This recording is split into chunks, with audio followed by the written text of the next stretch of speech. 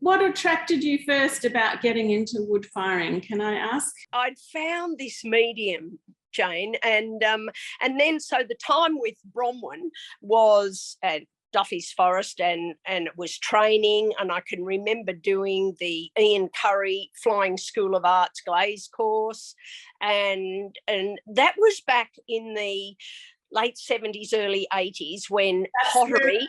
And we met. Yes, and that's where we met. Exactly, Jane. You were with Andrew, and then I was with Bromwell. Yes. And I, once there was lots of making and learning, but then I, looking at books and meeting Janet Mansfield, because Brom was heavily involved in the pottery in Australia then.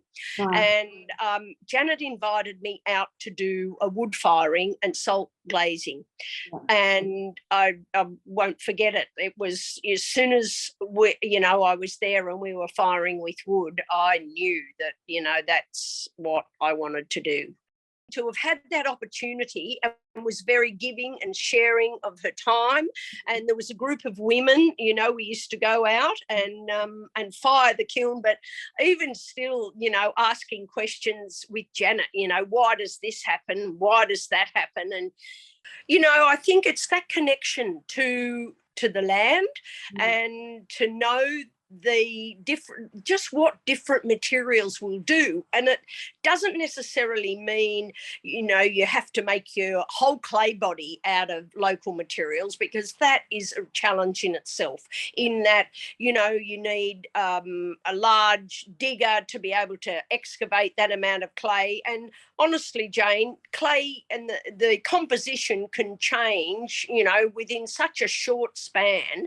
But I have found a way around that by collecting. And then it doesn't only have to be in the clay body, it can be in a slip, it can be in a glaze. And then if it is a heavily iron clay that you've collected, to mix that in a ratio with a basic white body, and to be able to have the raw materials to do that, especially with wood firing, because working with the material and finding out what it will do, you learn more along the way, as if the raw materials do change, and just what you can do with them. And I mean, even going to Bunnings and buying the fire clay and making a clay body up using, a local bricklaying material. It's all possible. It's just a little bit of testing. And, I struggle with, I would lose interest if everything was all the same. And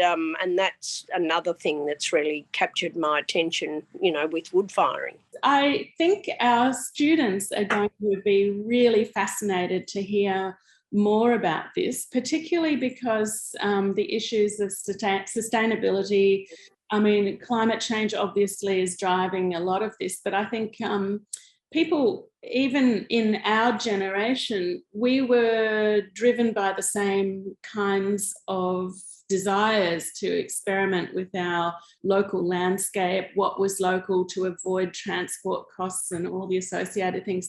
But I think even more perhaps these days, young people are very, very keen to learn about foraging and how you assess whether something is a good clay or not, and how you test all the ashes and things. So we'll really look forward to picking your brains about all of that when you come down to the workshop. Thank you so much.